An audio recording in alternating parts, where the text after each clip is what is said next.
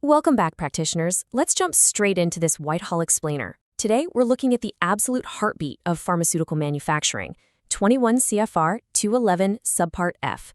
We're talking production and process controls. We're going to explore the highly controlled and meticulously documented journey of a drug batch. Because in our industry, making a drug isn't just about the chemistry or the biology, is it? It's about absolute, unshakable control and having the rock-solid documentation to actually prove it. Here's our roadmap for tracing the chronological, physical flow of a batch today. We'll start with foundation procedures, then initiation, charge-in, and equipment, moving right into active processing and limits. Next up, yield, contamination, and reprocessing. And we'll finish off by looking at audit risks and operations. Let's get right to it. Part 1. Foundation. Procedures. So before a single raw material is ever weighed or machine is even turned on, we hit Section 211-100, Written Procedures and Deviations. This is, without a doubt, your absolute blueprint for production. In our world, control and documentation are the twin pillars of the entire operation, right? You literally cannot have one without the other. And if you have to step outside that written procedure, well, that deviation must be meticulously documented and rigorously justified.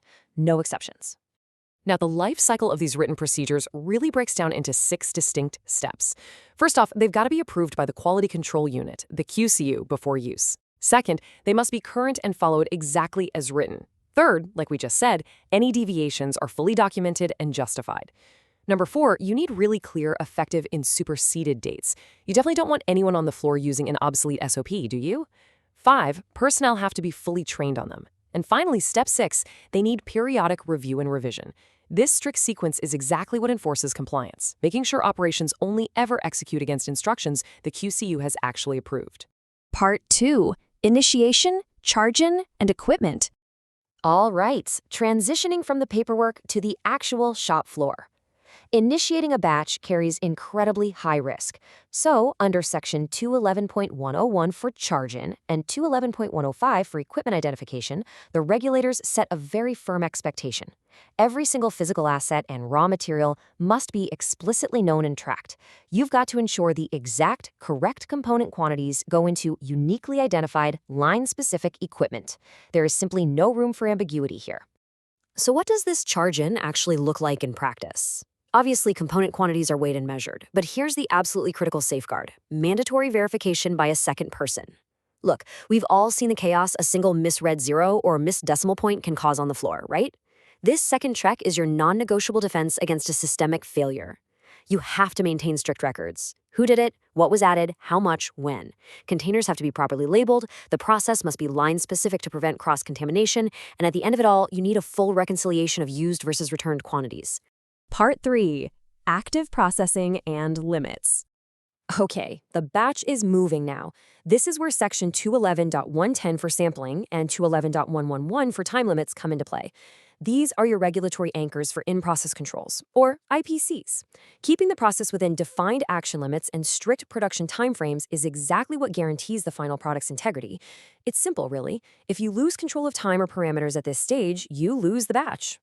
The logical flow for IPCs starts with written plans for each specific product. Key attributes are monitored at critical points through representative, documented sampling. Testing is performed per approved methods, and the results, they are formally recorded right in the batch record. But I really want you to focus on step 6 here. Action limits are defined, and deviations trigger a response. Defining action limits is practically meaningless unless exceeding them actually triggers a robust, formal investigation. Part 4. Yield, contamination, and reprocessing. As we reach the culmination of the batch, accountability becomes paramount. Section 211.103 requires the calculation of yield. This is the mandatory reconciliation of your theoretical yield, basically what the math says you should get, against your actual yield, which is what you physically produced. Any variance falling outside of your defined thresholds isn't just an interesting quirk. It immediately triggers a mandatory quality investigation to find out exactly where that material went. Beyond yield, we've got microbial contamination controls under Section 211.113. That means bioburden controls for non-sterile products and rigorous sterility and environmental monitoring for sterile ones. And, well, if something goes wrong, Section 211.115 governs reprocessing. Let's be crystal clear on this. Reprocessing is never, ever an ad hoc operational decision made on the fly. No way. It is strictly limited to QC-approved procedures, it requires thorough stability and quality impact assessments, and every bit of it must be completely documented. Part 5. Audit Risks and Operations. Now let's pivot to the practical reality of maintaining compliance day to day. Let's contrast some common FDA Form 483 audit citations directly with their necessary operational mitigations. If batch records are incomplete or late signed, the fix is usually an electronic batch record with enforced sign-offs. If chargen isn't double verified, you need a system-enforced two-person check. If yield variances or IPC action limits are being ignored, your systems have to automatically flag and trigger investigations.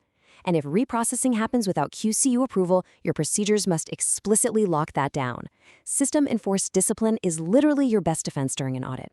To actually achieve that discipline, we have to clearly define the boundaries between operations and quality. Operations exists to execute precisely per approved written procedures, full stop. Quality, on the other hand, exists to provide independent decision-making and final batch release. Now, while capturing documentation is definitely a shared responsibility, the execution by operations and the independent oversight by quality must remain distinctly separate to maintain integrity. So let's run through a quick Subpart self-audit checklist. This is the daily discipline required from operations. Master and batch records, current and approved. Charred-in, meticulously double verified and recorded. In-process sampling follows the written plan exactly. Yield is calculated and any variance is thoroughly investigated. Equipment IDs must be present on all records, time limits are strictly observed, and reprocessing happens only under a QCU-approved procedure. Guys, this is exactly what a true state of control looks like. Okay, let's lock in these essential takeaways. Subpart F covers the entire physical journey of the batch, from charge-in all the way to reprocessing. That journey relies entirely on written procedures demanding QCU approval, where any deviation is heavily documented. Remember, under 211.101, charge-in double verification is absolutely mandatory. Yield reconciliation isn't just a maths exercise. It requires real investigation of any variances. And reprocessing? That's a formal QCU-approved event, not a quick fix. Before we wrap up this explainer, let's do a quick knowledge check. Under Section 211.101, component charge-in must be what? Think about the options for a second. All right, if you went with verified by a second person and recorded, you hit the nail on the head. That is the definitive regulatory answer and an absolutely critical safeguard. I want to leave you with this final thought. Inspection readiness is a continuous state of operational discipline. It is not a fire drill you run when the regulators suddenly show up in the lobby.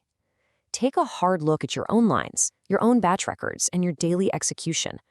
Are your processes reflecting this practitioner-grade reality? Thanks for joining me for this explainer, and I highly encourage you to take these insights straight back to your facility.